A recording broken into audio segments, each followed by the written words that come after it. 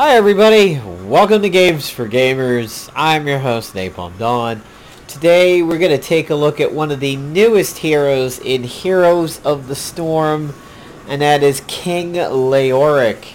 He is a warrior from the Diablo universe. As you can see here, of course, it would happen to me that I have StarCraft and Warcraft quests, not Diablo. So I did spend some time on him last night, and I got him up close to 5, if not 5. We'll see. It says that I own him. And the first two matches took me getting used to him. And then after that, I was able to settle in and get some wins. So his first ability is called Skeletal Swing. It costs 50 mana. Does an 8-second cooldown. You swing in front of you, dealing 100 damage, and you slow enemies by 40% for 2.5. Unlike the Butcher, this does not decay. This is a binary slow. It's on, it's off. You deal double damage to all non-heroic sources, that is structures and minions and bosses and creeps and all that kind of shit. So you have Drained Hope, which is a pretty intense skill shot. It's kind of tough to pull this one off with any real regular accuracy and everything. But once you get the hang of it, it's good. I've noticed it tends to come out a little higher on your body than you think. You grab an enemy hero's soul, and heroes only, dealing up to 25% of their maximum health as damage and healing you for up to 25% of your maximum health while you are near them over 4 seconds. You are slowed by 20%, which, when you take a look at this guy, he's already pretty slow. Wraith Walk. Separate from your body, becoming a necromonger. More of that in a moment. You become unstoppable. You gain movement speed, accelerating up to 50% over 2.5 seconds. When it ends or you cast it again, you jump to where you are. So this literally, and I don't mean literally as in, oh my god, hipster way of how you say literally for everything. I mean, it literally is the necromonger hyper movement from Chronicles of Riddick. It is just like what that head necromonger did, where his body stayed in one spot and his soul like went out, and Riddick was able to catch him at the end and drive that dagger in his skull and everything. That's what Wraithwalk is. It does not go through things until you are dead. His two heroics are Entomb and March of the Black King. The faster cooldown one is Entomb, and it does feel like this is up fairly quickly, although maybe not as quick as Kelthus' Phoenix. You create an unpathable tomb in front of you for 4 seconds. This could be called Crypt, because what you do is you create a rectangular crypt right in front of you with you at the open end, a fence, and a mausoleum at the other end, and you trap people in it. The idea is to maybe trap people up against fortifications, have maybe a Tassadar wall off the empty side, have a big beefy healthy warrior like a Nub or somebody like that at the other end. You count, but that depends on the build. You can occasionally fuck one of your friends over with it, but you can cast this again to drop it. I saved a Thrall yesterday, and I also killed a Thrall with a slightly misplaced one. Probably good to maybe not let somebody like out of their base. If you angle it as a wall, you're good to go, but you can also use it to, you know, overly attach girlfriend somebody and hug them to death. March of the Black King costs more mana, has a greater cooldown, and what happens is you become unstoppable like Jaina. You swing your mace 3 times, healing yourself for 7% of your maximum health for each enemy hero hit. You deal 200 damage. I have not seen this yet in quick match play. Undying. You haunt your enemies as a ghost when you die. So basically what happens is you stay where you died unless you hit B. When you are there, you deal no damage. You do no auto attacks. And if somebody sits there and says, "What the fuck, dude, attack," tell them they are a stupid goddamn moron. because the only thing that you can do are your specials. You can skeletal swing and you can drain hope, but you are permanently wraith walking. So now this kind of becomes similar to the Lord of the Rings game, the one where you're the ranger, and I have the game, I've just forgotten the name of it. It's the one where you're kind of like the Aragorn-esque guy, and you can kind of go into Wraith mode, and when you die, you're in Wraith mode until you jump off your spawn tower, and... ah, crap. Shadows of Mordor. Yes, Shadows of Mordor, that game. So that's what it's like when you die. But remember that you may be Casper the Friendly Ghost to your team, but an enemy team will still watch you. There was a time in which I died. I harassed people too close to their base, saw that I was just about ready to come up, and got like driven back into their base on their side of the wall, and I just died again. I was like, oh god, I'm stupid. So let's look at his skins. There's his default one, which kind of looks like Lord of the Rings Barrow Run-esque. If anybody ever played the Lord of the Rings MMO, that's sort of what it reminds me of. We go from gray-brown to brown-gray to gold-gray with green. So, yeah, his helmet is very Witch King-esque a little bit. And of course, he has the big two-handed mace. Here is his master skin. And this is... this is a little bit better, but it kind of takes out some of the fear factor of it. It kind of looks like it has a metal version of the Pope's head. The mace could be a little bit more intimidating, but with his face covered like that, he looks like a giant shoulder. But we finally get a Arthasy ICC looking coloration over here, and if you notice, there is no stomach, it's just spine. And then you have what I'm using, which is the World of Warcraft Vrykul skin, and they did a phenomenal job with this one. I think he looks so much like a Vrykul. I mean, he reminds me of Scotty and Utgard, or Utpen, as we like to call it in the business. And the mace still looks pretty good. As a matter of fact, if you assume that those things are sharp, it looks even more deadly. So we have a very Thorumy or Hodir looking Vrykul color skin over here. And oh my god, that's... wow, it even changes the texture of that one. Now you look like Freya, like you look like Vrykul Druid. It's... ooh. That's unpleasant. So let's look at his talents, and we'll talk about some of the builds that I did yesterday. So the first few that I did, I went with Hopelessness because I was doing a Drain Hope build. I then later went over to Block. Honestly, if you are playing him well, you could make a case for Mana Thirst. Originally, I just wasn't alive that much to really have mana issues, but then when I started to get good and had good comp, I was playing with my girlfriend and hanging around with her, so I had some friends and everything like that. I did run into some mana issues. Here in Tier 4, health and mana when minions die, drain hope healing, take less damage during Wraith Walk, and Wraith Walk cooldown is reduced if you take no damage. Honestly, I think this one is way too risky. I can't imagine taking it. Maybe Hardened Bones. I did start off with Willing Vessel, but then went over to Fealty upon Death to jungle a bit better. This is not too bad. This does keep him alive, but it does not work on objective creep like down in the mines, on Haunted Mines. But it's pretty solid.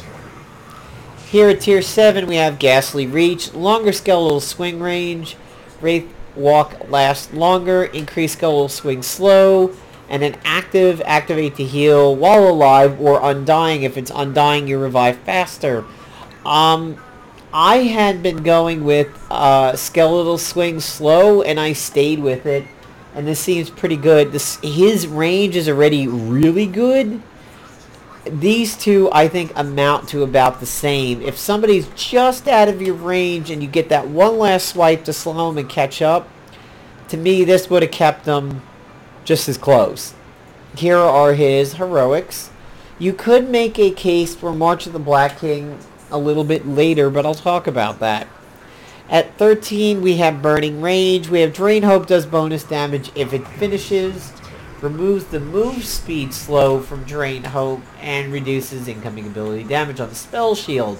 I had been doing Crushing Hope in the beginning and then went over to Drain Momentum.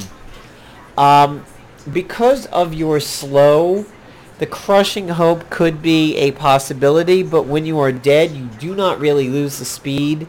So, Drain Momentum is not a bad thing to do. It probably keeps somebody in range longer.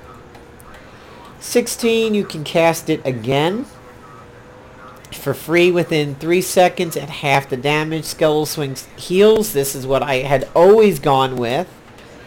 Drain Hope cooldown is reduced. Every second Drain Hope is active, it's reduced by a second. Good if you're really good at the skill shot. I honestly, Consume Vitality seems pretty good. And enemy basic attacks are slowed. This one, I think, is very good for the March of the Black King build. It's 16. Of course, we talked about that. And 20. Entomb damages enemies. March of the Black King applies Drain Hope.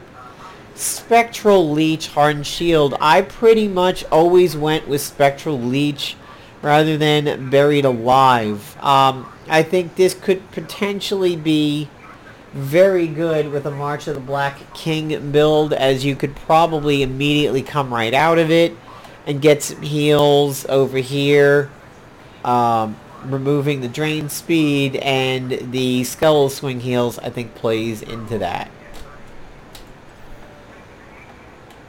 So let's go ahead and see if we can't pick up a match. There's my Kalthus.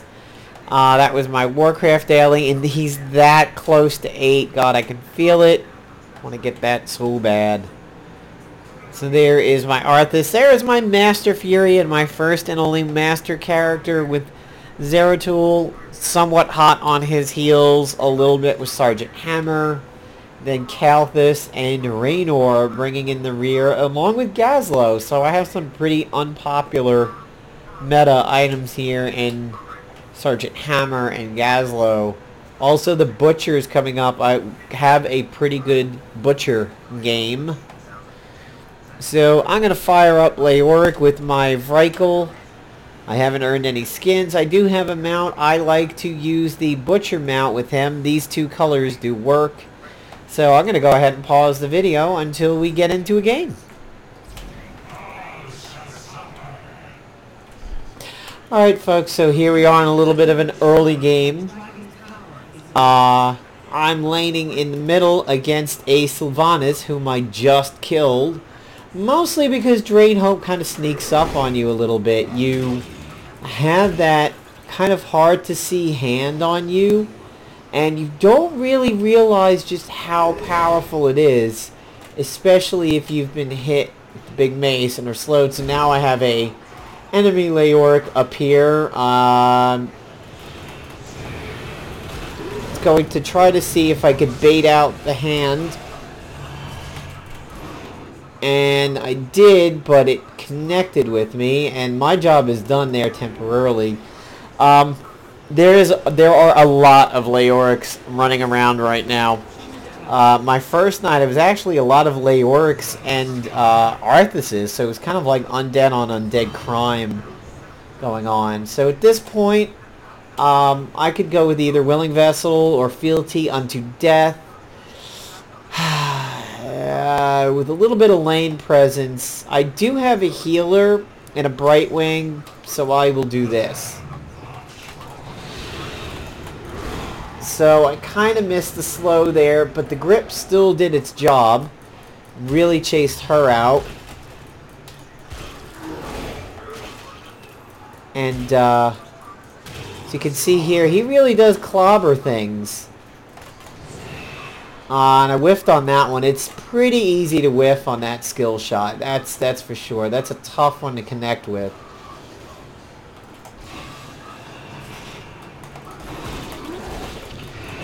See, like on that one, it looked like I was pretty good to go, but it didn't quite come out how I thought I was aiming it there. You really want to engage in combat with both of your cooldowns available. It's good if you could lead with the slow, because then you're probably going to get maximum drain time.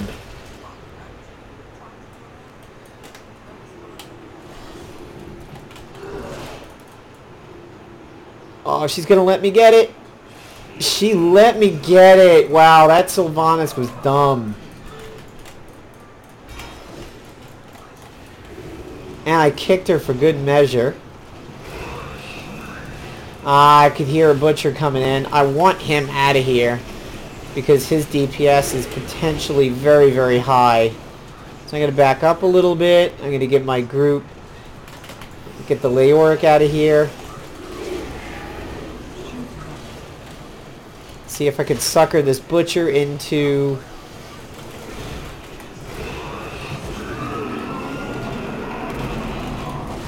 See if I can grip this Uther, and I do. I'm staying healthy, so I want to stay in this fight a little bit. Butcher Leoric is certainly an interesting combo. I think they team well together.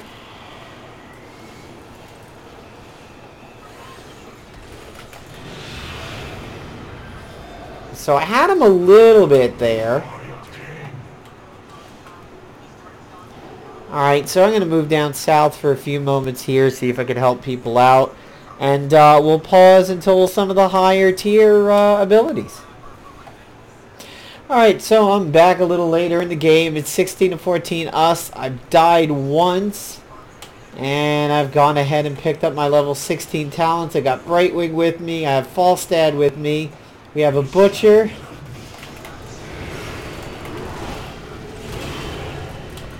Which makes for some pretty good bait sometimes.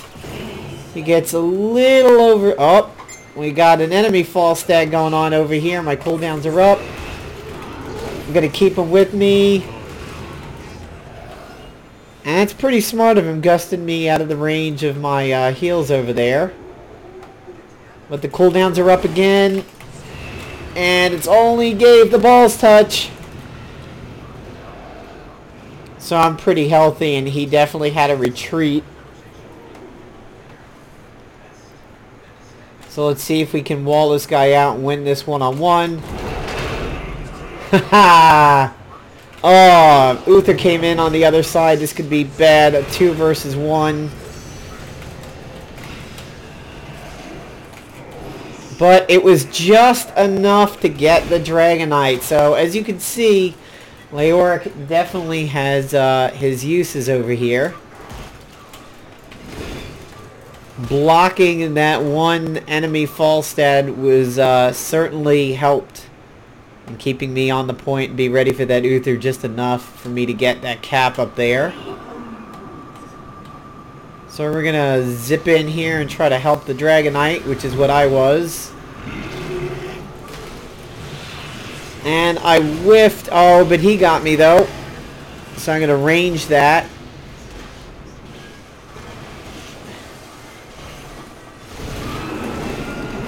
And we're going to block their retreat. Or block their advance so we can retreat out of here in peace if we want. But we got that Sylvanas trapped. And that led to her death. And sometimes in fights like this, Leoric is actually a really good stealthy infiltrator because you can grip somebody and they won't even know it. When you got a whole clusterfuck of shit like this Uther, if that had landed, he really wouldn't have known what was going on there. We did take down the enemy Leoric. That's him. Our Brightwing is leaving. Our Falstad is leaving. Our Butcher is looking hurt. He's looking over his shoulder to see what he can do.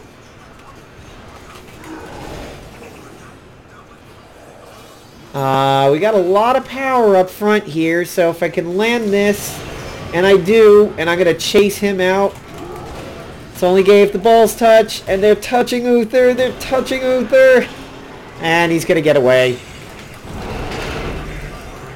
No, you don't, buddy.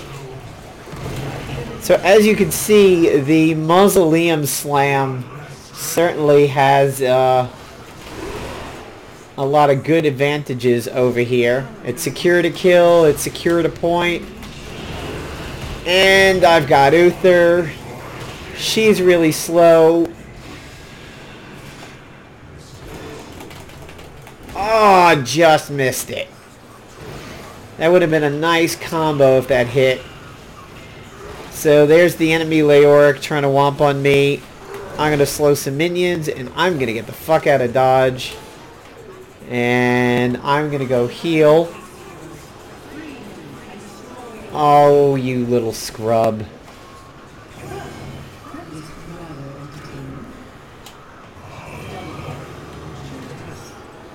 And I'm going to go with Spectral Leech.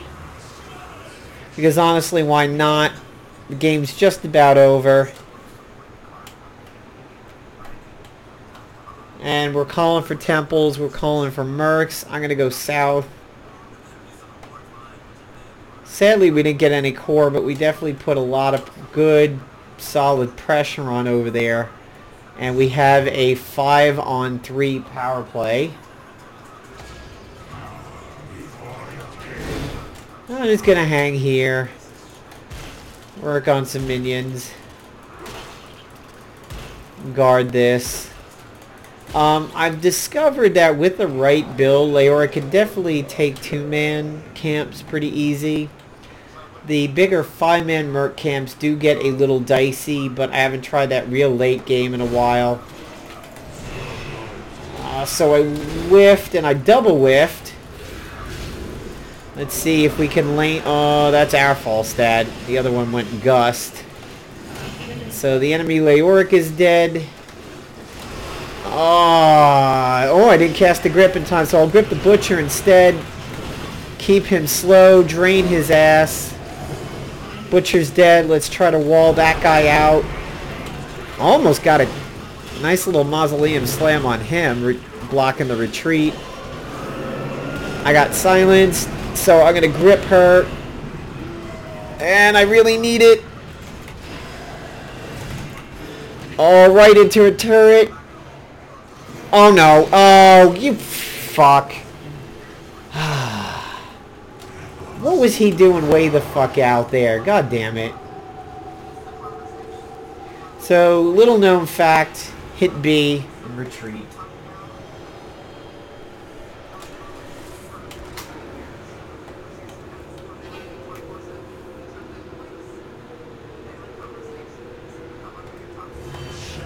So, I mean, honestly, it really would be kind of stupid to hang around their base over there doing harassment. I can't do damage. I'm not going to prevent them from doing anything, so why not just retreat, hang out with my friends, and treat it like a normal hero. It's 21-2. Not bad. And doing the best tank damage other than their Leoric, but he's 13-9 and is not really putting up the other useful numbers that I've been.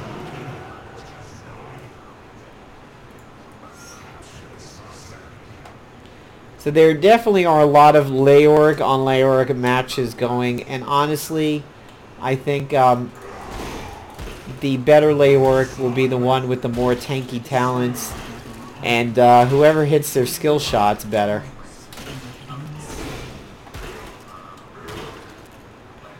As you can see, my swing is really slow. I would love to be able to drain things that aren't heroes. It would just be really handy to sit here and grip one of these guys. Oh, alright, so we got a fight on our hands over here. I'm going to wall out his reinforcements. Oh, we're going to get a twofer. And I'm going to go super movement up. Oh, boy.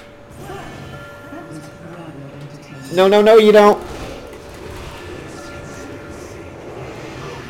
Oh, fuck your gust, you scrub. Get gripped, and you're gonna die for that. Or maybe not. Or maybe yes.